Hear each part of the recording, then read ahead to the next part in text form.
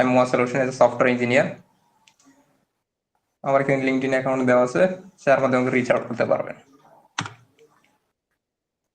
Blockchain technology সম্পর্কে যদি আমাদের কথা বলি, তাহলে প্রথম যে ওয়ার্ডটা মাথায় আসবে তা হচ্ছে বিটকয়েন। বিটকয়েনের সাথে আমরা ডিরেক্ট ইনডিরেক্ট বিভিন্নভাবে পরিচিত। তো বিটকয়েন ইজ একটা কারেন্সি এবং ব্লকচেইন হলো একটা টেকনোলজি, দুটো ডিফারেন্ট। ব্লকচেইন টেকনোলজি যার উপর বেস করে মেইনলি বিটকয়েন তৈরি হয়েছে। তো আমাদের এই মুহূর্তে আজকের যে বিষয় আলোচ্য বিষয় তা হচ্ছে ব্লকচেইন, এবং ব্লকচেইনে যে বিষয়গুলো আমরা আজকে ডিসকাস করব তা হচ্ছে ব্লকচেইনের বেসিক্স এবং type of blockchain, underlying structure, একটা ব্লকচেইন আসলে কিভাবে তৈরি হয়েছে, তার ভিতর মেইন কম্পোনেন্ট যেটা হচ্ছে ব্লক, এবং অ্যাপ্লিকেশন অফ ব্লকচেইন মানে ব্লকচেইনের ইউজ কেসগুলো, এবং সেই ব্লকচেইনের ফিউচার কি।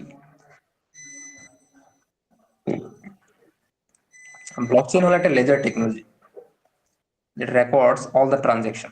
It's transparent, distributed, data integrity, decentralized, and security, immutability. তো যদি বাংলা আবিধানিক করে বলি, লেজার হচ্ছে একটা খাতা, যে খাতার ভিতর সমস্ত ধরনের রেকর্ডস অর্থাৎ যা কিছু লেনদেন করা হয় সব সেভ করে রাখি আর কি। এবং এই খাতাটা সবাই দেখতে পারে, সবার কাছে একটা করে কপি থাকে, এটা এককভাবে কেউ কন্ট্রোল করে না, এটা সবার কাছে যেহেতু একটা কপি থাকে সবাই দেখে এবং সবাই এটা মনিটর করে।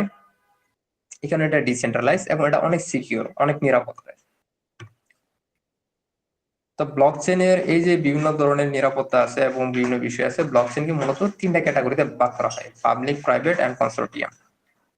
পাবলিক ব্লকচেইনের মূলত হচ্ছে বিটকয়েন বা ইথেরিয়াম, যে ওয়ার্ডগুলোর সঙ্গে আমরা পরিচিত।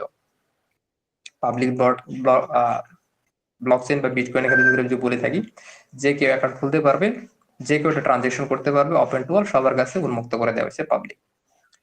প্রাইভেট ব্লকচেইন মূলত হইতেছে শুধুমাত্র একটা স্পেসিফিক অর্গানাইজেশন শুধু ওটা নিয়ন্ত্রণ করে থাকে, এবং ওই অর্গানাইজেশন যদি মনে করে যে ঠিক আছে আমরা এই ইউজারটাকে ভ্যালিড এবং এই ইউজারই শুধুমাত্র লেনদেন করতে পারবে, তাহলে সেটা প্রাইভেটে পড়ে যায়। আর কনসোর্টিয়াম হচ্ছে যখন মাল্টিপল অর্গানাইজেশন মিলে এটা কন্ট্রোল করে, তখন সেটা হয়ে যায় কনসোর্টিয়াম।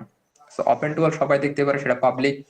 প্রাইভেট হইতেছে যখন একটাই অর্গানাইজেশন থাকে যারা নিয়ন্ত্রণ করে থাকে, সেটা হচ্ছে প্রাইভেট, এবং যারা মাল্টিপল অর্গানাইজেশন নিয়ন্ত্রণ করে থাকে সেটা হচ্ছে কনসোর্টিয়াম।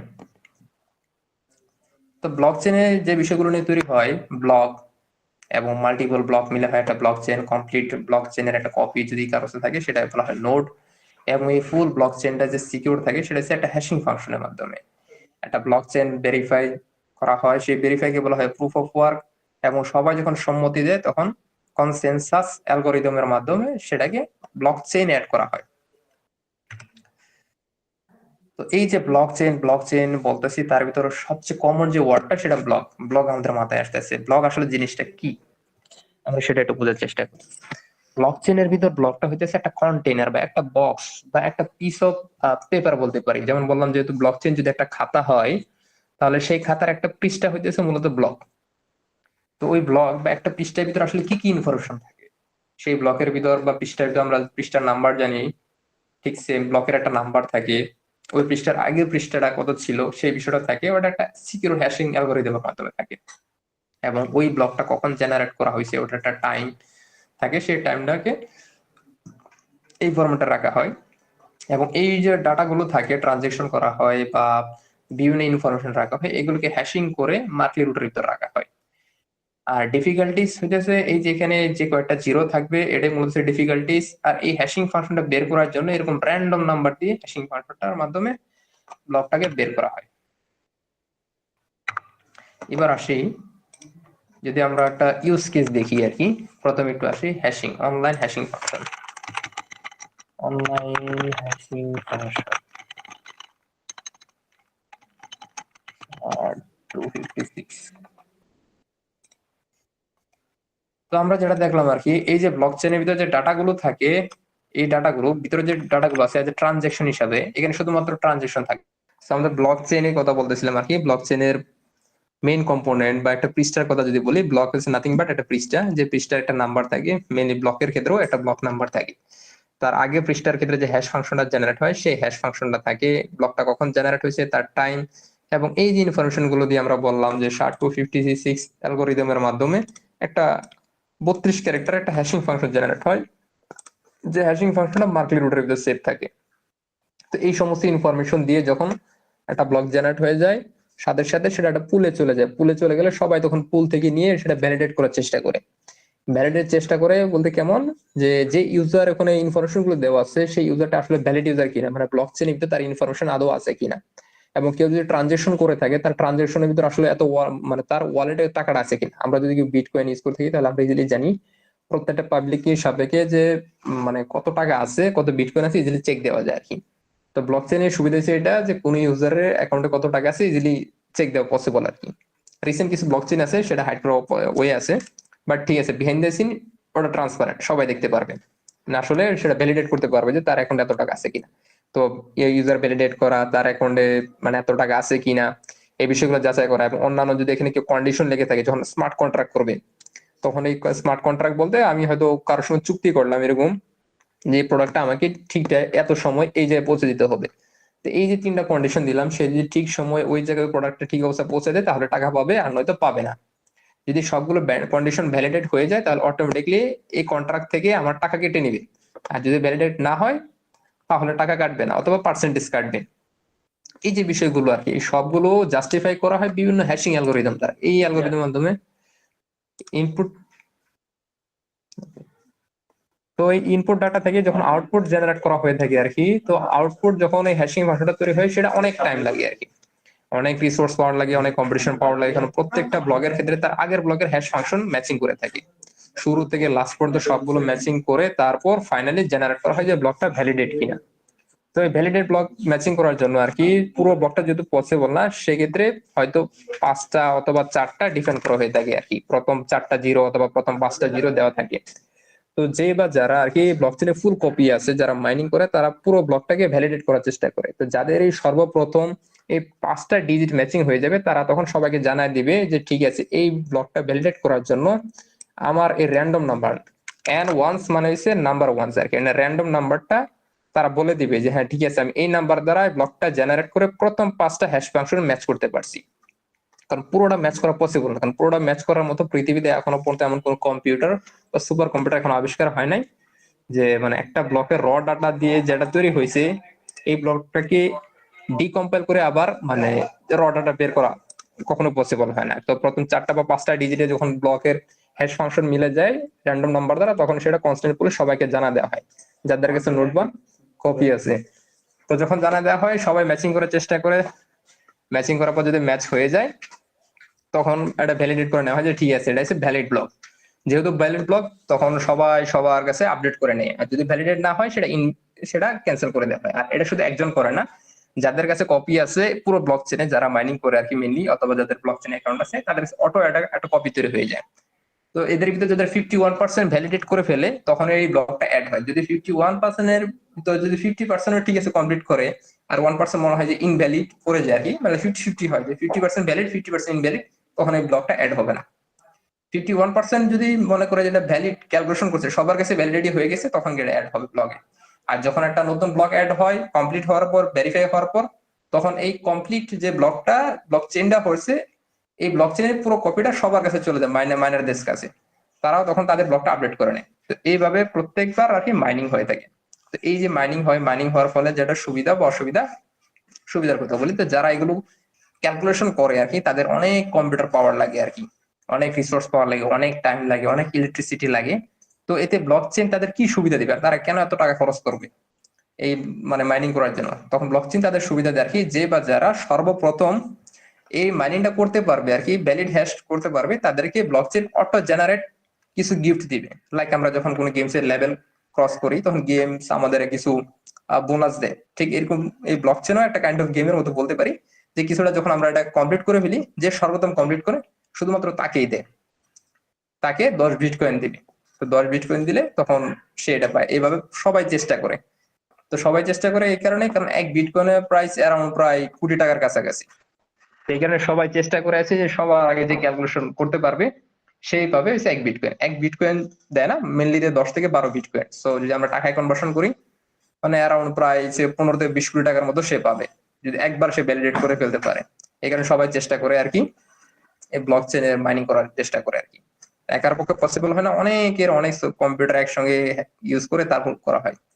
তো এত কিছু করতে গিয়ে তার কুলিং সিস্টেম মেনটেন করতে হয়, অনেক ইলেকট্রিসিটি পাওয়ার লাগে। এমন এমন মাইনার্স আছে যাদের যে পরিমাণ কারেন্ট বা ইলেকট্রিসিটি কনজিউম হয় সেটা একটা সিটি বা একটা শহর হচ্ছে বেশি ইলেকট্রিসিটি লাগে। তো এই সমস্ত অনেক ইলেকট্রিসিটি বিষয়ের কারণে বাংলাদেশে এটা ইলিগেল ব্লকচেন।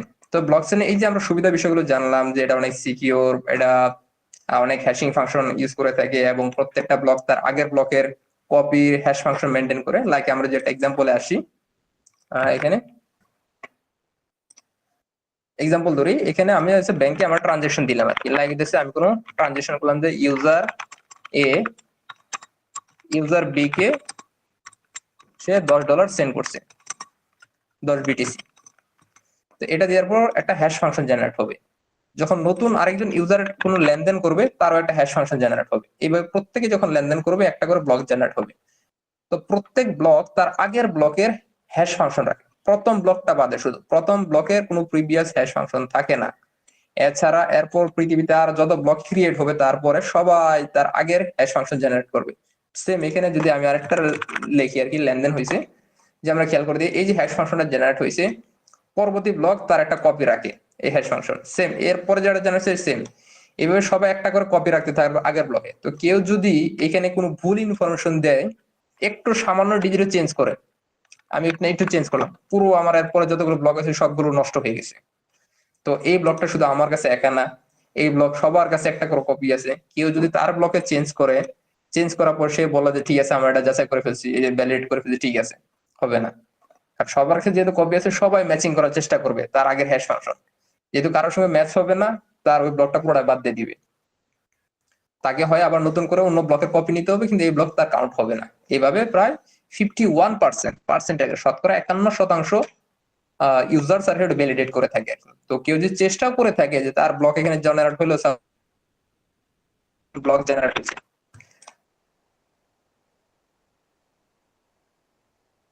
সে চেঞ্জ করলো যে ঠিক আছে ইউজার এ 10 বিটকয়েন দেয় না, সে দিছে 90 বিটকয়েন, সেখানে চেষ্টা করলো জেনারেট হয়েছে, কিন্তু কই তার পরে যতগুলো লেনদেন হয়েছে সবগুলো নষ্ট হয়ে যাবে।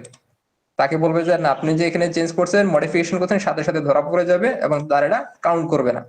কিন্তু নিচের গুলো যেটা আছে এটা হবে কি, যেহেতু কপি থাকে সেই কপি দ্বারা ঠিক হয়ে যাবে, কিন্তু তার কাছে যেটা কপি ছিল তার কপিটা সে নষ্ট করে ফেলছে, সে তখন আবার নতুন আরেকটা কপি নেবে আর কি, কমপ্লিটলি। তো ব্লক চেনের এই যে একটা সুবিধা আছে, প্রথম ব্লক থেকে পরবর্তী ব্লকে কে কাকে লেনদেন করছে, কত লেনদেন করছে, তো কেউ যদি একবার চেঞ্জ করে ফেলে ইজিলি ধরা পড়ে যাবে, রেড মার্ক হয়ে যাবে। সাপোজ এটা হচ্ছে ইউজারে, ইউজার বি আরেকজন জেনারেট করলো, সে হয়তো লেনদেন করলো ঠিক আছে, আর ইউজার সি ইউজার ডি কে সেন্ড করলো হইতেছে 5 বিটকয়েন, 5 বিটকয়েন, সেটা বললো এটা ঠিক আছে ভ্যালিড। এখন তার কাছে তো ওই ব্লকের কপি নাই, সে করবে কি তখন এই ব্লকের কপিটা নেবে। তো আমরা যদি এবার দেখি এই ব্লকের কপিটা, তার কাছে সবগুলো ইনভ্যালিড, আগে ভ্যালিডেট করে নিই। ওকে,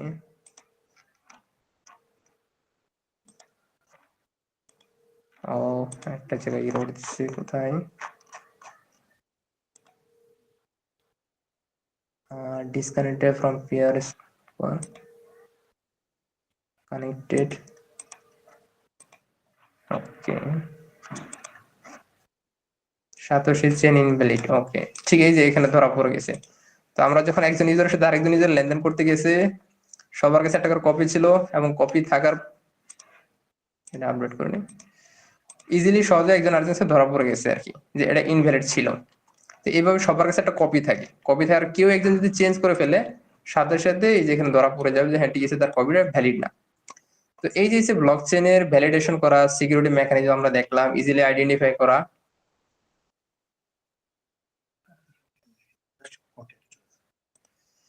তো এই যে ভ্যালিডেট করলাম, এই সমস্ত সুবিধার কারণে ব্লকচেন মেনলি অনেক পপুলার।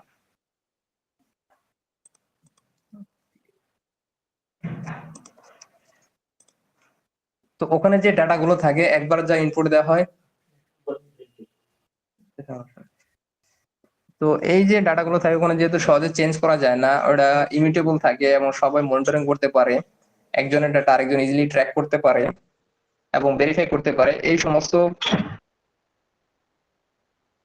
কারণে মেনলি মানে ব্লকচেন পপুলার, ডিসেন্ট্রালাইজ, ডিস্ট্রিবিউটেড সবার কাছে থাকে আর কি।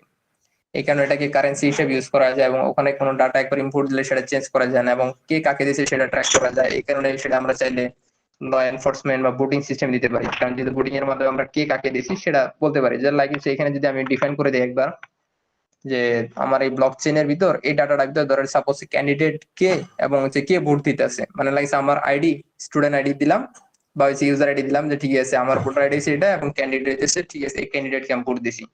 ওই ব্লক চেনে সবার কাছে যেহেতু একটা কপি থাকবে সাথে সাথেই তারা দেখতে পারবে ঠিক আছে আমি কাকে ভোট দিছি এবং কে ওই ক্যান্ডিডেট বা নেতা কত ভোট পাইছে ইজিলি ট্র্যাক করতে পারবে। একবার যখন ভ্যালিডেট হয়ে যায় ওটা আর কেউ চেঞ্জ করতে পারবে না। সো কেউ ইজিলি চাইলে কোনো ভোট ম্যানিপুলেশন করতে পারবে না ইজিলি। তো ভোটিং এর ক্ষেত্রে সবচেয়ে বেস্ট ইউজ কেস চাইলে এসে আমরা ভোটিং ইউজ করতে পারি ব্লকচেন। আমরা কারেন্সি হিসেবে ইউজ করতে পারি, যেহেতু এটা ডিসেন্ট্রালাইজ, কেউ সেটাকে ম্যানিপুলেশন করতে পারবে না। তো এই যে সুবিধা আছে, এই সুবিধার কারণে ব্লকচেন অনেক জায়গায় বর্তমানে ইউজ হইতেছে। এফএকিউ এফএকিউ আছে চ্যালেঞ্জেস। এই যে ব্লকচেনে এত সুবিধা আছে, কিছু অসুবিধা আছে, প্রত্যেকটা জিনিস কিছু সুবিধা অসুবিধা আছে। বিটকয়েন মেইনলি প্রতি সেকেন্ডে 60টার বেশি ট্রানজেকশন করতে পারে না। এর মেইন রিজন হইতেছে তাকে প্রথম ব্লক থেকে লাস্ট ব্লক পর্যন্ত সবগুলোর হ্যাশিং জেনারেট করে ভ্যালিডেশন করতে হয়। তো ভ্যালিডেশন করতে অনেক সময় লাগে, এই কারণে 60টার বেশি সে ক্যালকুলেশন করতে পারে না, কারণ তার ভ্যালিডেশন সিস্টেম হচ্ছে প্রুফ অফ ওয়ার্ক। এটা এই কারণে অনেক ঝামেলা, স্লো, মানে প্রতি সেকেন্ডে 60টা ট্রানজেকশন হয়। মিনহোয়াইল আমরা যে ব্যাংকিং লেনদেন করি যেমন বিকাশ, নগদ অথবা আমাদের ব্যাংকিং সিস্টেম, সেটা প্রতি সেকেন্ডে প্রায় 65,000 লেনদেন করতে পারে। কিন্তু বিটকয়েনের পরিবর্তে যে আমরা ইথারিয়াম ইউজ করি, ইথারিয়াম 2 যেটা আছে সেটা ইউজ করলে সে প্রতি সেকেন্ডে প্রায় অ্যারাউন্ড 1 লাখ মতো ট্রানজেকশন করতে পারে। ইথারিয়াম 2 অনেক ফাস্ট। ব্যাংকিং মানে ভিসা কার্ড যে সিস্টেম আছে ওটা হচ্ছে অনেক ফাস্ট ইথারিয়ামটা। তো এটা হইতেছে মানে স্কেলেবিলিটি ইস্যু। আমরা চাইলে বিটকয়েন যদি করি, বিটকয়েনটা আপগ্রেড করা যাচ্ছে না, বাট ইথেরিয়াম আপগ্রেড করা যায়। নতুন নতুন যত বিটকয়েন আসতেছে তারা কিন্তু তারা আপগ্রেড করে ফেলছে সিস্টেমটাকে। এটা ছিল আগের একটু ইস্যু, কিন্তু দেখা গেছে আগের হোক বা নতুন হোক প্রত্যেকের ক্ষেত্রে প্রুফ অফ ওয়ার্ক বা প্রুফ অফ স্টেক ওটা ভেরিফাই করতে এনার্জি খরচ হয়। তো এই এনার্জির একটা ইস্যু রয়েছে, মানে ইলেকট্রিসিটি ইস্যু এবং সিকিউরিটি, মানে 51% একটা অ্যাটাক হওয়ার পসিবিলিটি আছে। এবং স্মার্ট কন্ট্রাক্ট, ওই যে ডাটাগুলো দিছিলাম সেই ডাটাগুলো যদি ইনভ্যালিড হয় তাহলে সমস্যা হয়ে যাবে। এবং ফিশিং অ্যাটাক যেটা বললাম আর কি, এখানে প্রাইভেট কিটা খুব সেন্সিটিভ। মানে ব্লকচেন মেকানিজমে প্রাইভেট কি কখনো ফরগেট পাসওয়ার্ড করা যায় না। প্রাইভেট কি এবং পাবলিক কি কি সেটা হইতেছে লাগছে আমাদের ইমেল হচ্ছে পাবলিক কি, আর প্রাইভেট কি হইতেছে আমাদের পাসওয়ার্ড। তো ইমেলের পাসওয়ার্ড ভুলে গেলে, ফেসবুকের পাসওয়ার্ড ভুলে গেলে আমরা ফরগেট পাসওয়ার্ড ইজিলি বের করে নিতে পারি। কিন্তু ক্রিপ্টোকারেন্সির ক্ষেত্রে যখন একটা পাসওয়ার্ড জেনারেট করে দেওয়া হয়, একটা পাবলিক কি আর প্রাইভেট কি, পাবলিক কি দ্বারা আমরা একে অপরের কাছ থেকে টাকা পয়সা নিতে পারবো, বিভিন্ন বিষয় কাজ করতে পারবো আর ব্লক চেনে। কিন্তু প্রাইভেট কি হচ্ছে আমাদের একটা পাসওয়ার্ড, যেহেতু এই পাসওয়ার্ডটা একবার ভুলে গেলে জেনারেট কখনো দ্বিতীয়বার হবে না। কারণ দ্বিতীয়বার যদি জেনারেট হয়েও থাকে, ওই সময় জেনারেট মানে প্রথমবার যে আগে যে প্রাইভেট কিটা দিছিল সেটার ক্ষেত্রে একটা টাইম স্ট্যাম্প থাকে, মানে ওই কিটা কখন জেনারেট হয়েছে। আর টাইম স্ট্যাম্প যেহেতু একটা নাম্বারে থাকে, আর হ্যাশিং ফাংশনের ক্ষেত্রে আমরা জানছি যে হ্যাশিং ফাংশনে যদি একটা ডিজিটও চেঞ্জ হয়ে যায়, লাইক এখানে টি স্মল যে টি ক্যাপিটাল করে দিলাম, পুরো হ্যাশিংটা চেঞ্জ হয়েছে। আর যদি সিম্পল করে দেখাই, যেমন শুধুমাত্র সি, সি এর কারণে সে এত বড় একটা হ্যাশিং ফাংশন হ্যাশ জেনারেট করছে। আমি সিটাকে যদি স্মল করে দিই, আমরা যদি খেয়াল করি এখানে কি পরিমাণ চেঞ্জেস আসছে, দেখি চেঞ্জ করছি, পুরোটাই চেঞ্জ হয়ে গেছে। তো যখন টাইম মানে আমাদের যখন প্রাইভেট কি পাবলিক কি জেনারেট করে ওটার একটা টাইম থাকে, ওই টাইমটা যদি চেঞ্জ হয়ে যায়, কারণ নতুন করে যে ফরগেট পাসওয়ার্ড দিব, ওই ফরগেট পাসওয়ার্ডের টাইম লাগছে আমার হয়তো 2 দিন পরে ভুলে গেছি, তো ওই সময় আমার ডেট টাইম কখনোই সেম থাকবে না 2 দিন আগের সাথে, সেম থাকবে না, যেহেতু নতুন করে হ্যাশ ফাংশন জেনারেট হবে সেটা আগের সঙ্গে ম্যাচিং হবে না। তো কারো বিটকয়েন অ্যাকাউন্টে, ক্রিপ্টোকারেন্সির অ্যাকাউন্টে যদি কোনো বিটকয়েন থাকে আর সে যদি পাসওয়ার্ড ভুলে যায়, ওই পাসওয়ার্ড কখনোই ফরগেট করতে পারবে না, মানে রিকভার করতে পারবে না, আর তার ওই টাকা ওখানে পড়ে থাকবে আজীবন। এটা হচ্ছে বিটকয়েনের সবচেয়ে বড় একটা ইস্যু আর কি, যে ফরগেট করা পসিবল হয় না এবং ইলেকট্রিসিটি অনেক খরচ হয়। তারপর যে 51% অ্যাটাক বা ফিশিং অ্যাটাক হওয়ার পসিবিলিটি থাকে, এবং যেহেতু পুরো কপি রাখতে হয় নতুন করে ব্লক জেনারেট হওয়ার পর, সেটার একটা রেপ্লিকা কপি যারা মাইনিং করে তাদের কাছে রাখে। এবং অনেক দেশে এটা মানে আসলে লিগেল ইলিগেলের বিষয় আছে, স্লোলি স্লোলি সবাই অ্যাডপ্ট করে নিতেছে, বাট একটু টাইম লাগতেছে আর কি। এই সমস্ত হচ্ছে ব্লকচেনের চ্যালেঞ্জেস।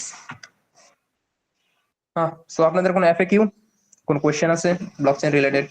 ব্লকচেন হচ্ছে একটা খাতা, যে খাতা মূলত হিসাব রাখা হয় যে হিসাবে থাকে কে কাকে কখন কবে কোথায় কত টাকা লেনদেন করছে, সেটা একবার যখন ওটা মানে যাচাই বাছাই হয়ে যায় সেটা আর কখনো চেঞ্জ করা যায় না। যাচাই বাছাই করে ওই ব্লক চেনে যতজন ইউজার আছে প্রায় 51% মানুষ যখন মনে করে সবকিছু যাচাই বাছাই করার পর মেনে নিচ্ছে যে এটা ঠিক আছে, তখন সেটা ওই খাতার ওই পৃষ্ঠাটা নতুন করে অ্যাড হয়। মানে ব্লক চেন নাথিং বাট এসে একটা খাতা, আর ওই খাতার এক একটা পৃষ্ঠা হচ্ছে এক একটা ব্লক, এবং ওই পৃষ্ঠার ভিতর আপনি কার সঙ্গে কত টাকা লেনদেন করছেন এই বিষয়গুলো লেখা থাকে আর কি, কি কি লেনদেন করছেন। তো ওখানে আপনার ইনফরমেশন কিছু থাকবে আর কি, আপনাকে যাচাই বাছাই করা হবে আপনার অ্যাকাউন্টে ওটা পরিমাণ টাকা আছে কিনা, এগুলো যাচাই বাছাই করবে।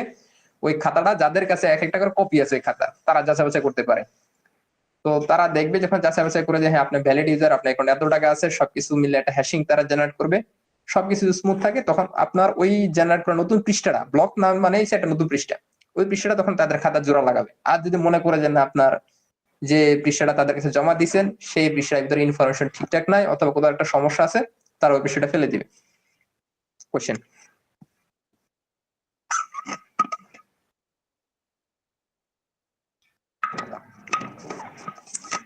হ্যালো, আপনাদের কারো কোনো কোশ্চেন আছে?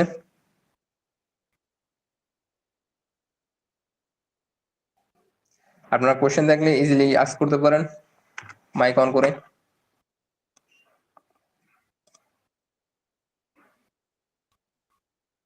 যে কোনো বিষয়, যদি কনসেপ্ট না বুঝে থাকি, no no question, all clear.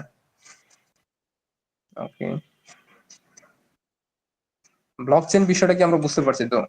Blockchain কিন্তু এসে জাস্ট একটা খাতা, আমাদের দোকানদার যেভাবে যেরকম একটা খাতা মেনটেন করে ওই খাতার ভিতরে কে কত টাকা বাকি খাইতেছে বিষয়গুলো লেখা থাকে, ব্লকচেন এতে একটা অনলাইন খাতা। ওই খাতার ভিতর প্রত্যেকটা ইউজারের কে কত টাকা লেনদেন করছে সবকিছু থাকে। কিন্তু ওখানে হয় কি, মানে দোকানদারের কাছে কোনো খাতা থাকলে ওটা ছিঁড়ে ফেলে দেওয়া যায় অথবা যে রিরাইট করা যায়, মুছে আবার নতুন করে লেখা যাবে। কিন্তু ব্লকচেনে একবার যেটা লেখা হয়ে যায় ওটা আর চেঞ্জ করা যায় না। তো এখানে সবাই সবার দেখতে পারে আর কি কে কাকে কত টাকা দিছে সেটা, কিন্তু মানে তার যে পার্সোনাল ইনফরমেশন গুলো সেগুলো এনক্রিপশন করা থাকে, যে ওটা তাকে একটা সিক্রেট কি, ওই যে তার পাসওয়ার্ডটা আছে, পাসওয়ার্ডটা ছাড়া সে পড়তে পারবে না, সে শুধু দেখতে পারবে এরকম একটা হ্যাশ ফাংশন। এই হ্যাশ ফাংশন দ্বারা সে কখনোই বুঝবে না যে আসলে সে সি লেখছে, এটা দ্বারা বুঝতে পারবে, কিন্তু সে এটা দেখতে পারবে, সবাই এটা দেখতে পারবে এবং সবাই এটা ভেরিফাই করতে পারবে যে এটা ভ্যালিড কিনা, কিন্তু এটা দ্বারা কখনো তারা এটা বের করতে পারবে না। সো এটা হচ্ছে মূলত ব্লকচেনের সামারি। Any more question?